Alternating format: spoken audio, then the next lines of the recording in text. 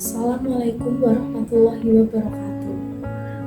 Perkenalkan, nama saya Rindi Puji Kurniasari, NPM 19 18 720 30 10. Saya dari Prodi Pendidikan Ekonomi 6B.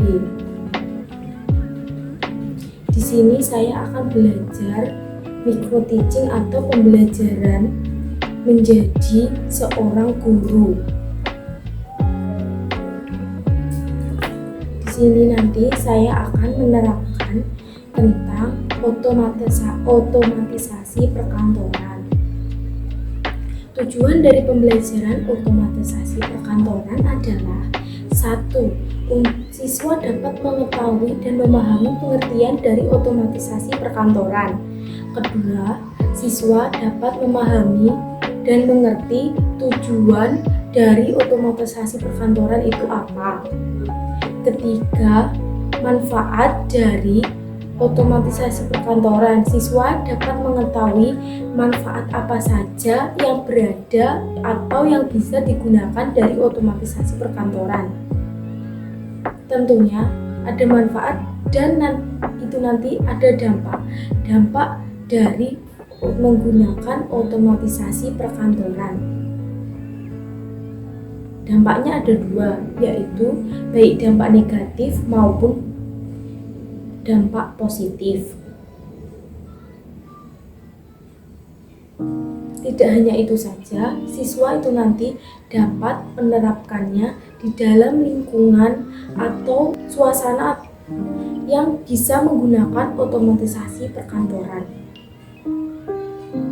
Baiklah, sebelum pembelajaran ini nanti dimulai, saya selaku memberikan materi ini, saya ini nanti akan menerapkan secara baik dan benar dan terperinci apabila itu nanti dapat digunakan atau dijadikan pedoman sebagaimana mestinya untuk siswa belajar. Sebelum kita mulai pembelajaran hari ini, marilah kita berdoa terlebih dahulu. Berdoa menurut agama dan kepercayaan masing-masing. Berdoa dimulai. Berdoa selesai. Baiklah, sebelum Ibu memasuki materi pembelajaran hari ini, maka Ibu akan menyampaikan sesuatu hal, yaitu yang pertama, melihat video Ibu ini nanti yang akan Ibu sampaikan hari ini melalui video ini, dan yang kedua, aksennya nanti kita melalui Google Classroom. Dan yang ketiga, apabila nanti Ibu memberikan tugas, maka tugas tersebut dikerjakan di Google Classroom. Baiklah, kalau sudah memahami apa yang Ibu sampaikan melalui video ini, yaitu pembelajaran hari ini adalah otomatisasi perkantoran. Apa ada yang sudah tahu otomatisasi perkantoran itu apa? Ya, Ibu rasa belum ada yang tahu ya, atau ada yang tahu tapi malu-malu untuk bertanya. Ya, baiklah, kalau begitu ini nanti Ibu akan menerangkan, yaitu apa itu otomatisasi perkantoran? Otomatisasi perkantoran yaitu semua sistem informasi di dalam komunikasi, baik secara formal maupun informal, di dalam perusahaan maupun di luar perusahaan. Jadi, apabila kita menggunakan otomatisasi perkantoran ini nanti, kita dapat menggunakan teknologi dengan baik menggunakan otomatisasi perkantoran tersebut. Ya, sampai sini Ibu kira sudah memahami ya. Nah, yang kedua yaitu tujuan dari otomatisasi perkantoran. Tujuan dari otomatisasi perkantoran yaitu mengenalkan teknologi kepada perusahaan agar perusahaan tersebut menjadi berkembang dan maju, karena dengan adanya kecanggihan teknologi, perusahaan sangat membutuhkan hal tersebut untuk mengerjakan tugas-tugas secara efisiensi, tidak membuang-buang waktu. Dan yang ketiga yaitu manfaat dari otomatisasi perkantoran.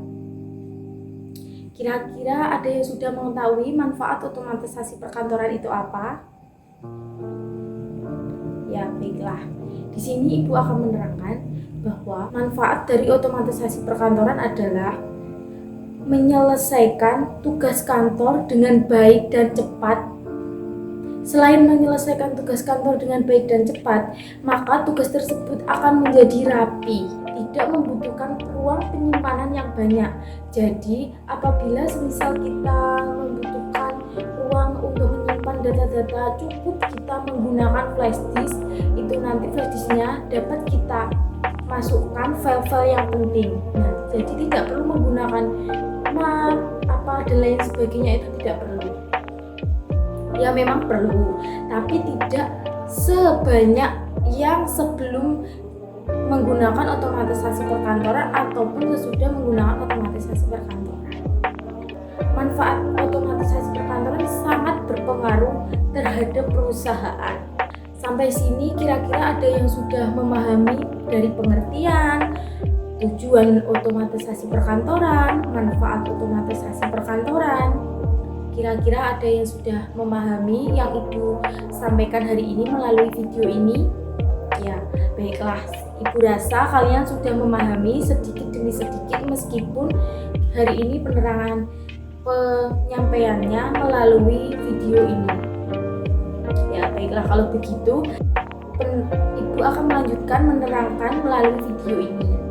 Ya, setelah manfaat otomatisasi perkantoran, yaitu tentunya ada dampak yang diambil dari otomatisasi perkantoran.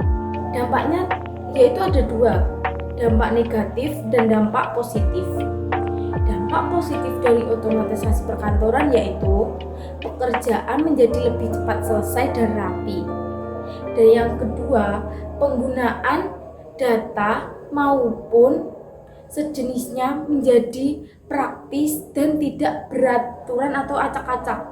Dan yang ketiga, pelayanan tentunya sangatlah mudah ditangani apabila kita menggunakan otomatisasi perkantoran. Tentunya ada dampak positif dan harus ada dampak negatifnya. Dampak negatifnya yaitu kurangnya adaptasi pegawai kantor. Ya, kita biasanya itu briefing atau apa itu kita bisa bertatap muka secara langsung. Nah, saat ini kita hanya dapat menggunakan aplikasi seperti email untuk mengirim surat dan data-data lainnya tanpa bertanya secara langsung. Kita hanya mengetik melalui email. Nah, itu yang dimaksud kurangnya beradaptasi. Dan yang kedua yaitu, ada yang tahu apa tidak? Dampak negatif dari otomatisasi perkantoran.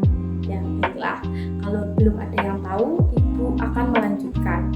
Dampak negatif dari otomatisasi perkantoran setelah atau kurangnya adaptasi, yaitu yang kedua yaitu mengganggu pada kesehatan. Loh, kok bisa, Bu? Ya bisa. Apabila kita terlalu lama menatap komputer, maka mata kita akan menjadi kabur, pandangan akan menjadi sedikit rusak. Bahkan kalau lama-kelamaan duduk kita di depan komputer, maka duduk kita nantinya akan membungkuk, tidak bisa bertegap seperti ini apabila lama-kelamaan menggunakan atau berada di depan komputer. Tentunya sangat beresiko kepada tulang punggung. Dampak negatifnya itu tadi. Dan setelah ada dampak itu nanti yaitu cara penerapan otomatisasi perkantoran. Cara penerapan otomatisasi perkantoran yaitu yang pertama, apabila kita mengirim surat tidak perlu mengirimnya lewat kantor pos. Kita dapat mengirim surat melalui email. Ya, melalui email. dengan email itu nanti kita tidak perlu membuang-buang waktu untuk pergi ke kantor pos. Kita cukup melakukan pengiriman melalui email. Dan yang kedua, voicemail. Apabila kita mewawancarai narasumber atau yang melibatkan perusahaan tersebut, kita tidak perlu mencatat atau menulis hal-hal penting yang disampaikan oleh si narasumber tersebut. Kita cukup merekamnya. Nah, tentunya merekam itu nanti kita dapat memahami apa yang disampaikan oleh narasumber dan mengetahui bagaimana karakter narasumber tersebut dalam menyampaikan informasi kepada kita. Dan yang terakhir, kita dapat menggunakan video. Apabila kita tidak dapat mengikuti rapat hari itu atau pembelajaran dimanapun itu nantinya, kita dapat menggunakan otomatisasi perkantoran. Nah, di video tersebut itu nanti kita dapat merekam apabila kita tidak dapat mengikuti rapat tersebut dikarenakan ada hal yang mendesak yang harus segera ditangani atau ada urusan rapat lainnya atau hal semacamnya itu. Kira-kira sampai sini sudah paham apa belum? Kalau belum, Ibu akan melanjutkan lagi. Nanti bisa dipelajari video ini nanti. Bisa di-setel berulang-ulang, bisa didengarkan, bisa dicerna, oh apa yang disampaikan Ibu ini tadi, pembelajaran apa yang disampaikan. Kalau begitu akan Ibu lanjutkan. Yaitu aplikasi yang digunakan di otomatisasi perkantoran. Tentunya Ibu tadi sudah menerangkan contoh dari penerapan ya, yaitu jenis-jenis aplikasi yang ada atau yang bisa digunakan di dalam otomatisasi perkantoran, yaitu yang pertama adalah email. Tentunya itu tadi di contoh di penerapan. Kedua, voicemail itu rekaman suara. Ketiga, video. Dan yang keempat, kita bisa melakukan atau menggunakan aplikasi seperti Zoom, Google Meet, atau hal lain atau seperti lainnya. Kalau begitu, Ibu akan mereview pembelajaran hari ini. Pengertian dari otomatisasi perkantoran yaitu adalah sebuah sistem komunikasi baik secara formal maupun informal yang dilakukan di dalam maupun di luar perusahaan untuk produktivitas kerja di era globalisasi. Yang kedua, tujuan dari otomatisasi perkantoran adalah mengembangkan dan meningkatkan teknologi. Manfaat dari otomatisasi perkantoran yaitu bisa menggunakan atau tidak membutuhkan waktu lama dalam mengerjakan tugas-tugas serta tidak banyak menyimpan data. Dampak positif yang ada di dalam otomatisasi perkantoran yaitu melayani dengan baik dan cepat. Dan dampak negatifnya adalah kurangnya beradaptasi serta mengganggu kesehatan. Jenis-jenis aplikasi yang digunakan otomatisasi perkantoran yaitu email, voicemail, video, serta aplikasi Zoom maupun Google Meet maupun sejenisnya. Ibu rasa penyampaian hari ini sudah sampai di sini saja.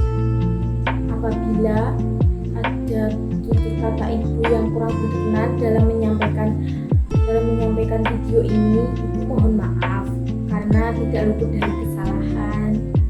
Sebelum Ibu mengakhiri video ini, Ibu menyampaikan bahwa teruslah belajar, capailah cita-citamu setinggi langit, kejarlah ilmu ke negeri Cina.